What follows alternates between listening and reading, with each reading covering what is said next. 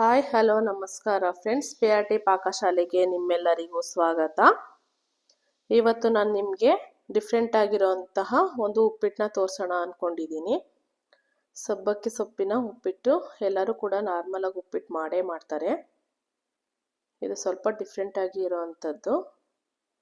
ನೋಡಿ, ಮೊದಲಿಗೆ ನಾನು ಇಲ್ಲಿ ಒಂದು ಪ್ಯಾನ್ ತಗೊಂಡಿದ್ದೀನಿ. ಪ್ಯಾನ್ಗೆ ಒಂದು 3 ರಿಂದ 4 ಟೇಬಲ್ ಸ್ಪೂನ್ ಆಗುವಷ್ಟು ಎಣ್ಣೆ ಕೂಡ ಸೇರಿಸ್ಕೊಂಡಿದ್ದೀನಿ. ಎಣ್ಣೆ ಬಿಸಿ ಆಗಿದ್ದೇನೆ. 1 ಕಪ್ ಅಷ್ಟು ಏನು ರವೆ ತಗೊಂಡಿದ್ದೀನಿ. ಅದನ್ನ ಎಣ್ಣೆಲಿ ಚೆನ್ನಾಗಿ ಫ್ರೈ ಮಾಡ್ಕೊಳ್ಳೋಣ ಅಂತೆ. ನಾವು ರವೆನ ಎಷ್ಟು ಚೆನ್ನಾಗಿ ಹುರಿತೀವೋ ಅಷ್ಟು ಕೂಡ ಉಪ್ಪಿಟ್ಟು ತುಂಬ ಚೆನ್ನಾಗಿ ಬರುತ್ತೆ. ನೋಡಿ, ಈ ಹಂತದಲ್ಲಿ ಇದ್ರೆ ಸಾಕು. ನಾನು ಅದನ್ನು ಸೈಡ್ಗೆ ತೆಗೆದಿಟ್ಕೊತಾ ಇದ್ದೀನಿ. ಇವಾಗ ಒಂದು ಪಾತ್ರೆ ತಗೊಂಡಿದ್ದೀನಿ. ಪಾತ್ರೆ ಬಿಸಿಯಾಗಿದ್ದೇನೆ. ನಾನಿಲ್ಲಿ ಒಂದು 3 ರಿಂದ 4 ಟೇಬಲ್ ಸ್ಪೂನ್ ಆಗುವಷ್ಟು ಆಯಿಲ್ ಕೂಡ ಹಾಕ್ಕೊಂಡಿದ್ದೀನಿ. ಅದಕ್ಕೆ ಇವಾಗ ನಾನು ಸಾಸಿವೆ ಹಾಕ್ಕೊತಾ ಇದ್ದೀನಿ. ಎಣ್ಣೆ ಬಿಸಿಯಾಗಿದ್ದೇನೆ. ಸಾಸಿವೆ ಸೇರಿಸ್ಕೊಳ್ಳೋಣ ಅಂತೆ. ಹಾಗೆ ಸ್ವಲ್ಪ ಕಡಲೆಬೇಳೆ, ಸ್ವಲ್ಪ ಉದ್ದಿನಬೇಳೆ ಕೂಡ ಹಾಕ್ಕೊಂಡಿದ್ದೀನಿ. ಜೀರಿಗೆ ಬೇಕು ಅನ್ನೋರು, ಜೀರಿಗೆ ಇಷ್ಟ ಆಗುತ್ತೆ ನಮಗೆ ಅನ್ನೋರು ಜೀರಿಗೆ ಕೂಡ ಯೂಸ್ ಮಾಡ್ಕೋಬೋದು. ನಾನಿಲ್ಲಿ ಜೀರಿಗೆ ಯೂಸ್ ಮಾಡಿಲ್ಲ. ಅದೆಲ್ಲ ಸ್ವಲ್ಪ ಫ್ರೈ ಆಗಿದ್ದೇನೆ. ನಾನು ಉದ್ದಕ್ಕೆ ಸೀಳಿಟ್ಕೊಂಡಿರೋಂತಹ ಮೆಣಸಿನ್ಕಾಯಿ ಕೂಡ ಹಾಕ್ಕೊತಾ ಇದ್ದೀನಿ. ಸ್ವಲ್ಪ ಕರಿಬೇವಿನ ಸೊಪ್ಪು, ಹಾಗೆ 1-2 ಈರುಳ್ಳಿನೂ ಹೆಚ್ಚಿಟ್ಕೊಂಡಿರೋಂತಹ ಈರುಳ್ಳಿ ಕೂಡ ಎಣ್ಣೆಲಿ ಫ್ರೈ ಮಾಡ್ಕೊತಾ ಇದ್ದೀನಿ.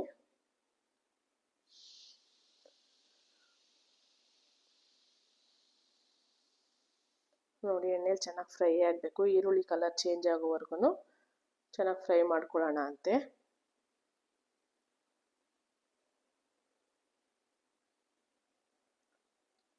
ನೋಡಿ, ಇವಾಗ ಕಲರ್ ಚೇಂಜ್ ಆಗಿದೆ. ಈ ಟೈಮ್ಗೆ ನಾನು ಸಣ್ಣಗೆ ಹೆಚ್ಚಿಟ್ಕೊಂಡಿರೋಂತಹ ಸಬ್ಬಸಿಗೆ ಸೊಪ್ಪು ಕೂಡ ಸೇರಿಸ್ಕೊತಾ ಇದ್ದೀನಿ.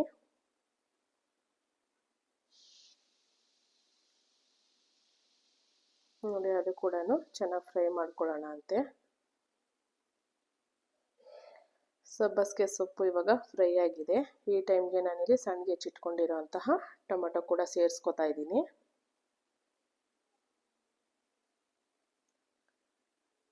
ಟೊಮೆಟೊ ಚೆನ್ನಾಗಿ ಮೆತ್ತಗಾಗಬೇಕು, ಅಲ್ಲಿವರೆಗೂ ಫ್ರೈ ಮಾಡ್ಕೊಳ್ಳೋಣ ಅಂತೆ.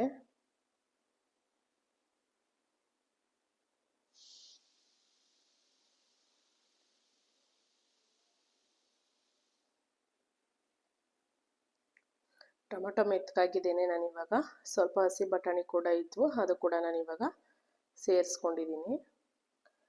ಬೇಕಿದ್ರೆ ಹಸಿ ಬಟಾಣಿ ಹಾಕ್ಕೊಳ್ಳಿಲ್ಲ ಅಂತಂದರೆ ಬೇಡ.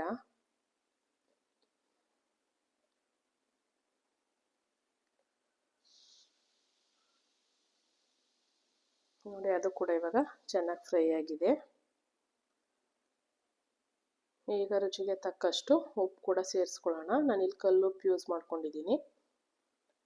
ಕಲ್ಲುಪ್ಪು ಬೇಡ ಅನ್ನೋರು ಪುಡಿ ಉಪ್ಪು ಕೂಡ ಹಾಕೋಬೋದು.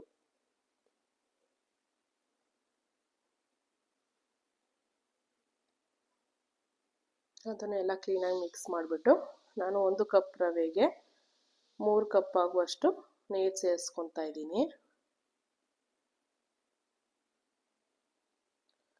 ಉಪ್ಪಿಟ್ಟು ಸ್ವಲ್ಪ ಮೆತ್ತಗಾಗಲಿ ಅನ್ನೋ ಉದ್ದೇಶಕ್ಕೋಸ್ಕರ ನಾನಿಲ್ಲಿ 3 ಕಪ್ ಅಷ್ಟು ನೀರು ಸೇರಿಸ್ಕೊಂಡಿದ್ದೀನಿ. ನೋಡಿ, ಇವಾಗ ನೀರು ಕುದಿಯಕ್ಕೆ ಬಂದಿದೆ.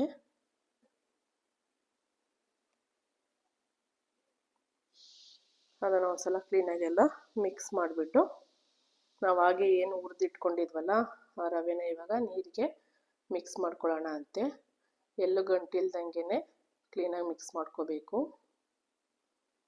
ಇಲ್ಲ ಈ ರವೆ ಫುಲ್ ಗಂಟಾಗೋ ಚಾನ್ಸಸ್ ಇರುತ್ತೆ.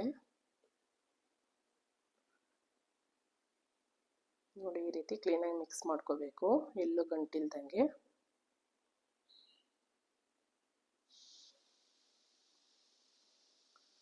ಈಗ ಒಂದು ಮುಚ್ಚಳದ ಸಹಾಯದಿಂದ ಮುಚ್ಚಿ ಬೇಯಿಸ್ಕೊಳ್ಳೋಣ ಅಂತೆ. ನೋಡಿ, ಇವಾಗ ಉಪ್ಪಿಟ್ಟು ರೆಡಿಯಾಗಿದೆ.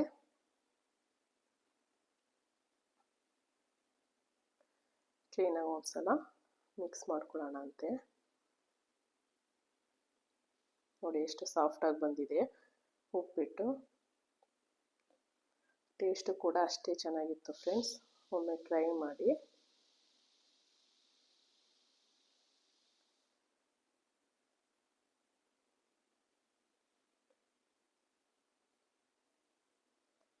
ಕೊನೆಯದಾಗಿ ನಾನಿಲ್ಲಿ ಸಣ್ಣಗೆ ಹೆಚ್ಚಿಟ್ಕೊಂಡಿರೋಂತಹ ಕೊತ್ತಂಬರಿ ಸೊಪ್ಪು ಕೂಡ ಸೇರಿಸ್ಕೊಂಡು ಕ್ಲೀನಾಗಿ ಮಿಕ್ಸ್ ಮಾಡ್ಕೊತೀನಿ.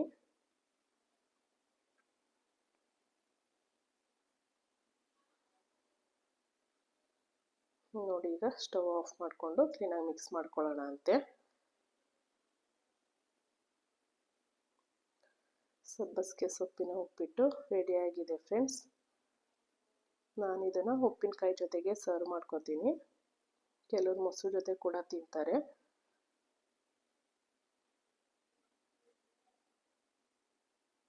ಈಗ ಒಂದು ಸರ್ವಿಂಗ್ ಬೌಲ್ಗೆ ಸರ್ವ್ ಮಾಡ್ಕೊತಾ ಇದ್ದೀನಿ. ನಿಮಗೇನಾದರೂ ಈ ವಿಡಿಯೋ ಇಷ್ಟ ಆಗಿದರೆ ಲೈಕ್ ಮಾಡಿ, ಶೇರ್ ಮಾಡಿ, ಕಮೆಂಟ್ ಮಾಡಿ. ಚಾನಲ್ನ ಹೊಸ್ದಾಗಿ ನೋಡ್ತಾ ಇದ್ದರೆ ಸಬ್ಸ್ಕ್ರೈಬ್ ಮಾಡಿಕೊಂಡು ಚಾನಲ್ನ ನೋಡಿ ಫ್ರೆಂಡ್ಸ್. ಇನ್ನು ಒಳ್ಳೆ ರೆಸಿಪಿಗಳಿಗಾಗಿ ನನ್ನ ಚಾನಲ್ನ ಫಾಲೋ ಮಾಡೋದನ್ನ ಮರಿಬೇಡಿ. ವಿಡಿಯೋ ನೋಡಿದ್ದಕ್ಕಾಗಿ ಧನ್ಯವಾದಗಳು ಫ್ರೆಂಡ್ಸ್.